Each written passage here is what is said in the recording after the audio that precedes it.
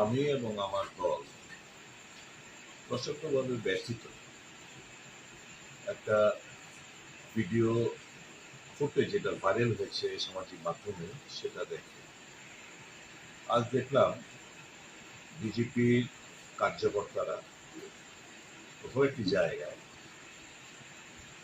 প্রদ্যোৎ কিশোর দেববর্মা মহাশয়ের পুষ্প তুলে থুতু দিচ্ছে, পুষ্প তুলে লাফ মারছে, এরকম একটি ভিডিও ভাইরাল করেছে সামাজিক মাধ্যমে।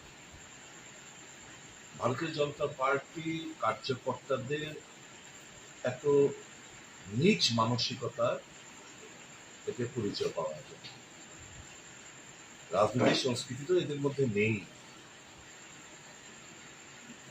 উনি আমাদের রাজ্যের মহারাজ, সকল অংশের মানুষ ওনাকে আমরা শ্রদ্ধা জ্ঞাপন করি। রাজ পরিবারের প্রতি আমাদের শ্রদ্ধা অটুট। যে ভিডিও ফুটেজটা আমরা দেখলাম, এটা নিন্দার ঝড় তো স্বাভাবিকভাবেই প্রত্যেকের মানুষের বইবে, প্রত্যেকের মানুষের হৃদয়কে স্পর্শ করবে, ব্যথিত করবে। আমরা ধিক্কার জানাই ভারতীয় জনতা পার্টির এই সমস্ত কার্যকলাপে। ত্রিপুরাবাসী, শুধু ত্রিপুরাবাসী কেন বললে ভুল হবে, এই দেশের প্রত্যেকটি মানুষ আমাদের রাজ পরিবারের প্রতি তাদের অগাধ আস্থা, বিশ্বাস, ভরসা এবং শ্রদ্ধা জ্ঞাপন করে। এরকম একটি ঘটনা ঘটতে পারে রাজনৈতিক আঙ্গিনা, এটা ভাবতেও একটু আমাদের অবাক লাগছে। যাই হোক, এগুলো ভারতীয় জনতা পার্টির পক্ষেই সম্ভব, কারণ দেশের কৃষ্টি, সংস্কৃতি সমস্ত কিছু বিকৃত করে ফেলছে, বিষিয়ে তুলছে পরিবেশকে। ব্যক্তিগতভাবে এবং আমি ব্যক্তিগতভাবে এবং দলের তরফ থেকে এই ঘটনার চরম ধিক্কার জানাচ্ছি।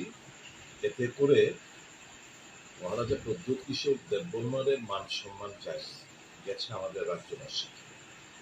এটা সামাজিক মাধ্যমে ভাইরাল হওয়া মানে হচ্ছে এটা দেশ বিদেশে ঘুরবে। প্রদ্যোৎ কিশোর দেববর্মা এতে কিছু যায় না, কিন্তু বিকৃত মানসিকতা ভারতীয় জনতা পার্টি এই রাজ্যের মানুষ, দেশের মানুষ আবারও নতুন করে দেখতে পাবে। তো রাজ্যবাসী এখানে ঘৃণা জানাবে, আমরা ঘৃণা জানাচ্ছি, এবং এই ধরনের কুরুচিপূর্ণ বিকৃত মানসিকতা পরিচয় আগামী দিন যেন না হয়, এটাই আমরা কামনা করি। ধন্যবাদ।